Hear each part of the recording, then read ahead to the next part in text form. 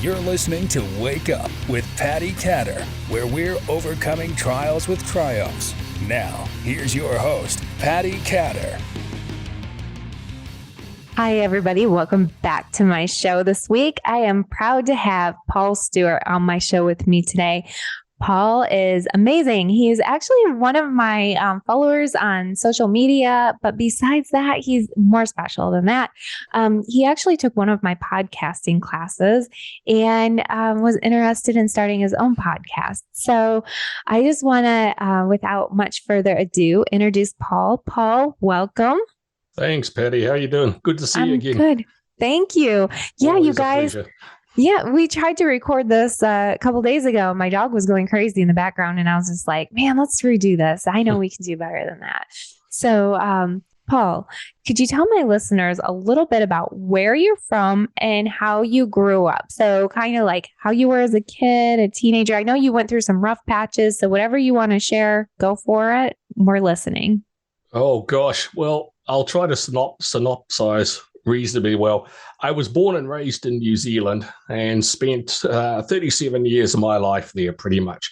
As a kid, I grew up reasonably normally. I was very, very lucky to have two very strong parents, great parents who kept me in line in a few cases. You know, my father would plant his boot up my rear end every now and again when I needed it.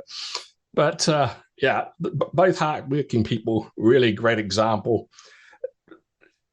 Then at about the age of 20, I did the crazy thing and followed a girl to Australia, and that didn't work out. So I ended up coming back and was unemployed. And just to keep myself busy at the time, I started learning Japanese and surprisingly found I was pretty good at it. And I developed a crazy idea to go to Japan. So within about 2 years, I ended up in Japan. I lived there. I ended up in Okinawa, where I met and married my wife. 4 years later, that's another long story. And then eventually, after living and working in Tokyo for just over a year and a half, I decided it was time, along with my wife, Jill, time to go back to New Zealand and finish my college. So about the age of 30, I entered college. I completed it. It was difficult along the way. It's really hard to go back to college when you've been out of school for so long. It was really hard for me. But I passed it, and now after I do computer programming basically, but the way I got to that was I started out coming out of school. I had to work back up through the ranks, like as if I was doing an apprenticeship, till eventually my in-laws ended up retiring to Preston, just up the road from where I am in Washington State, and they invited us to come and live here. So we applied for a green card, expecting it to take years, and I had one within about 4 days. And so that was seriously I realized this was almost like a divine appointment. You don't turn down something as good as that. And we arrived here in 2007, and I've been here in Washington State since 2007. And I got to tell you, man, America is the best country in the world. I cannot emphasize that enough. It's just a fantastic country. I love being here. New Zealand's fantastic too, but it's just so much different being here. I love it. So this is really interesting to me that you learned to speak Japanese. I mean, that's not easy. I can't even roll my tongue to figure out how to speak another language. I guess you don't probably have to in Japanese. I don't know.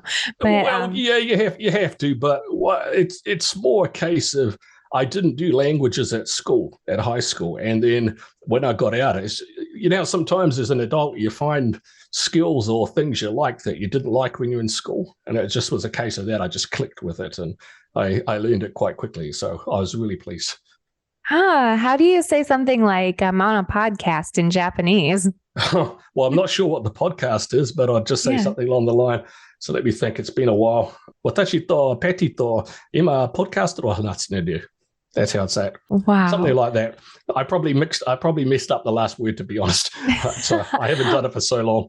I wouldn't know, and some of my listeners wouldn't know, but I did look, and we do have some listeners in Japan. So yeah, no, I've lost a lot of it, but it's all good. So yeah, that's way better than mine. That's amazing. So tell me a little bit about. So when you were a kid, what did you want to grow or do when you grew up? Yeah, that's an interesting one. To be honest, I think I wanted to be just about everything. I cycled through the normal things: firefighter, pilot. What else would there have been? Racing car driver, actor. Uh, just the normal things that kids think about, but nothing really gelled with me. And when I was in high school, I tried a number of different things. I even applied to be an undertaker, and but unfortunately there were no positions available to help there. I did it as like a high school work experience, and it was amazing, an incredible experience. I know that sounds a bit weird, but a really incredible experience. But I wasn't able to get into that, and then so I just drifted, to be honest, doing menial jobs, nothing in the way of what you would call a career. And so when I was in Tokyo, after I'd been there for a while, I realized that I wasn't going to be able to support a family on what I was earning. So I really needed to, knuckle down and get my act together and study something. Computers seemed like the go-to reasonably safe industry to be involved in. Mm-hmm. So what do you do now? I'm assuming you do something with computers, computer intelligence, right? Yeah, that could be a bit of an oxymoron, intelligence, when it comes to me working with computers. But no, I work as a data analyst or Power BI consultant, developer. And what that in general, in a nutshell, means I take the data, sales data that the company I work for, all the sales data, I put it all together and I take it out and I make it into usable. They ask me questions and I use the data to give them back answers that they can use and take an action with. That's incredible. Technology is really advanced. I remember a Commodore 64, I think when I was a kid, that was a huge deal, right? Yeah, it's pretty amazing. I still remember what were they called? The 5-inch floppy disks that you could use with your hand, and the tape decks that we used to have at high school. You put the tape deck in and they'd make that horrible noise to load the programs here. It's been a while. Yeah, fax machine sounds coming from the internet, all sorts of flashbacks I'm having. So tell me about a trial that you've had in your life. And it can be anything. It can be from when you were younger or now. Share with our listeners a little. Yeah, I would have to say I was thinking about this, and I'd say most likely for me an ongoing trial that I've had is being concerned so much, frightened to step out in faith, being concerned a lot about what other people think of me, and being scared to step out, whether it becomes just something like in my personal life, sharing the gospel, or even doing podcasts like with you. You constantly encourage me, but I just have that barrier thinking I'm not good enough, being concerned about what other people are going to think of me. And I found that is an ongoing struggle for me that I work through every day. And it's an everyday trial, but it's also an everyday triumph, just little small things. Like today, for example, before I got on this podcast, I actually contacted somebody via Facebook and asked them to be an accountability partner for me. And even 6 months ago, for me personally, that would have been unthinkable. And so that, for me, that's just a small victory that I'm celebrating today. And of course, the guy said yes. So if I hadn't asked, he wouldn't have said yes. And now I'm in a much better place because I took that step. And yeah, that's my biggest struggle, I think, Patti. Mm-hmm. I mean, that's a tough one. I think a lot of people struggle with, what do they call it? Impersonation. What do they call it? Oh, I can't think of the name. Impostor syndrome. Yes, thank you. My brain went blank for a second. Yeah, I think that a lot of us do that, and it's normal. I mean, it's hard to get over, but you always think that there's somebody out there bigger and better than you. But I haven't really shared this on any podcast, I don't think, but I truly believe, kind of like you mentioned divine intervention earlier, I believe that we each have some kind of message or reason that we're here. And if we don't step up and do what we're called to do, then somebody else is just going to do it. And it's probably not going to be nearly as good as if we would have just done it ourselves, because we each have unique situations to be able to share with other people. And I truly believe that about you too, Paul. I think that your message even today is going to be encouraging to people who are just kind of on the fence. Like, I really feel like I want to do this, but I'm scared. Well, maybe it's their sign, you know, if you're listening, maybe that's your sign to get up and do something about what you're called to do. I hope so. I do hope that's true. Yep. So, aside from that, I know, you've talked about some anxiousness before. Do you mind sharing a little about that, more about that? Like, I mean, every day, is it a battle? And if you don't want to go in that detail, no, that's fine. Yeah, I'd be more than happy to share. It's similar to the fear of man thing. It's just something I have to constantly work through. You get anxious that you're not good enough, or I get wound up very, very easy. Like even now, for example, when I'm talking to you, I've got to keep trying to remind myself, breathe, slow down. Just because I start to get all panicky and suddenly start speeding up and my words don't make sense and my brain gets all jumbled. It's a hard one for me. Mm-hmm. I can relate to that. I remember when Ken was deployed to Iraq, there were some anxious times that I was having, and I kept remembering, like, I'm not super, I wouldn't consider myself really, really religious. I can get into that on another podcast. Oh. I do believe that there is a God, and I believe in God. But I remember, like, there was this Bible verse that I was like plugged into my head when I was a kid, because I was raised in a really strong Christian home, and it was, be still and know that I am God. But in my case now as an adult, I just always am like, okay, be still, be still, be still. And that kind of helps to remember to be in the moment, because that fear is really afraid of what's might happen, not of what's already happening. So I think our thoughts get carried away. At least I know for me that's definitely happened. Absolutely. Yeah, I have a friend who kept telling me, just, Patty, you need to breathe. Breathe. And I still try to remember that and plug that into my brain. Like, okay, just stop, breathe. Like, stop thinking. Yeah, I think too, it's that case of the more you do something, I'm sure you know this with your podcasting, is the more you do something, the more relaxed you get, and the more you realize you know how to go with the flow. If something goes wrong, with the microphone crashes or falls over, you know how not to panic and just pick it back up again. But if it happens on the first time, it's almost like a disaster, you know? Yeah. Oh my gosh. Let me share with you something that happened on one of my shows. I was interviewing Vic Blends, and Vic is a barber, and he's a pretty famous barber. He's really popular on TikTok and all those platforms. I remember that podcast. Yeah. When I was interviewing him, I was in this different kind of a chair, and it was one that you can raise and lower. All of a sudden, during my show, my chair just kept lowering and lowering and lowering. And I literally was like down eye level to my desk. Right. I think you didn't edit that out, did you? For some reason, I remember that. I did not. I left it, and I laughed about it. And it's funny because when I first started podcasting, most of the time I would be like, oh my gosh, we have to stop. It would freak me out. Like, I mean, I never had that happen. Last week when we were recording and my dog was going crazy, I did want to record because I was like, man, there were so many questions I wanted to ask. Like, you can tell today is a little more detailed than last time. Right.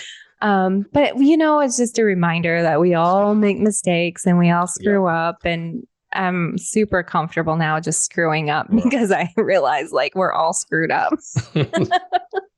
Yeah, that's pretty true. I had a similar story years ago when I was working as a wedding celebrant in the middle of a very, very plush Tokyo Hilton, and the bride and groom had come in, and everybody had started singing, beautiful ceremony. And suddenly I hear this sickening crash, and I look forward, and there's one of my singers has fallen over and face planted right in the middle of the beautiful white robe thing, which they walked up in the middle. And so here we are in the middle of this incredibly expensive, rich wedding, and I've got to carry on and go, uh-oh, what do I do now? And I can barely even remember what ended up happening, but it sorted itself out. But yeah, it's just one of those cases. Sometimes we just got to shut your eyes and breathe and think, okay, open up, just step through it. It's going to be okay. Oh my goodness.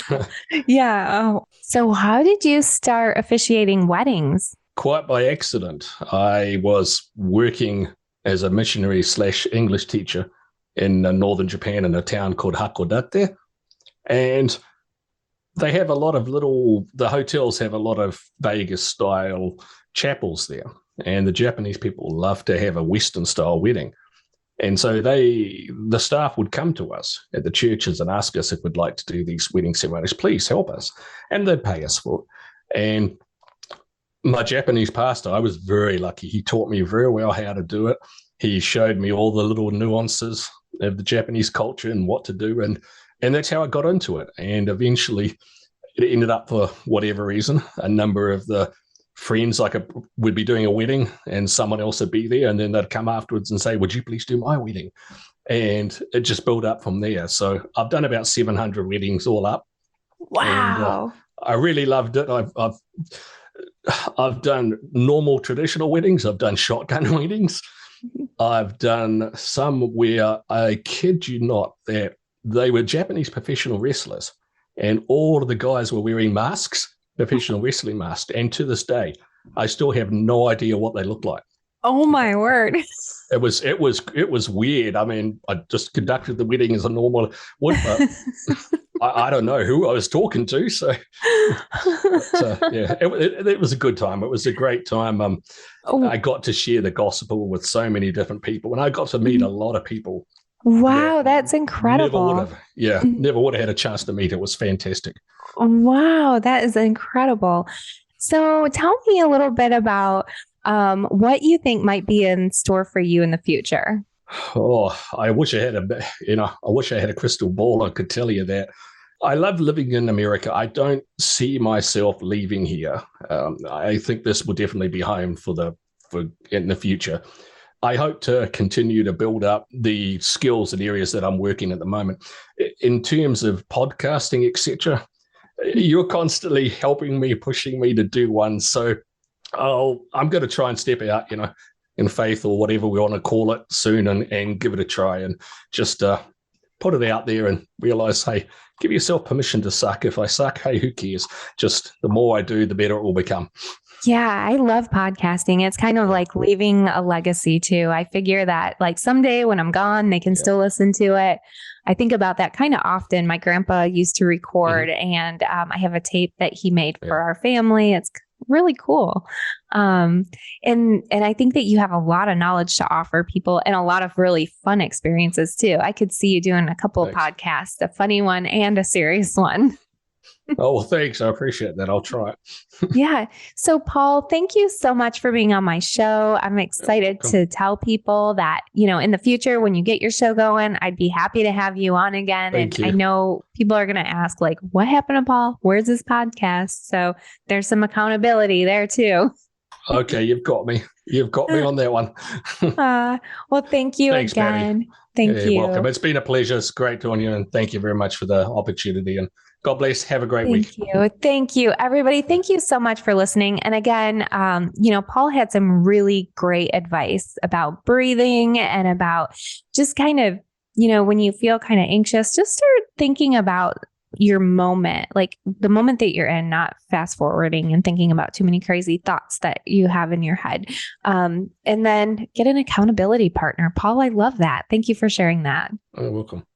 Thanks. Thank you, everybody, for listening, and keep tuning in. Go to pattikatter.com for all of the show archives, and I will talk to you all later. Have a great week. Thank you for listening. Please head over to pattikatter.com for the latest updates on Patti, her talk show, and what she's up to. You can also find her on Amazon TV and Roku, and on Facebook, Instagram, and Twitter at Patti Katter. Until next time.